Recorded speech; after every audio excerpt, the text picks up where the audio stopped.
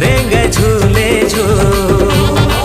गजरा वाली बेनी वाली रेंग झूले झूल। तै तो लागे वो सोने के पुत्री, आना बांध ले माया के सुतरी। तै तो लागे वो सोने के पुत्री, आना बांध ले माया के सुतरी।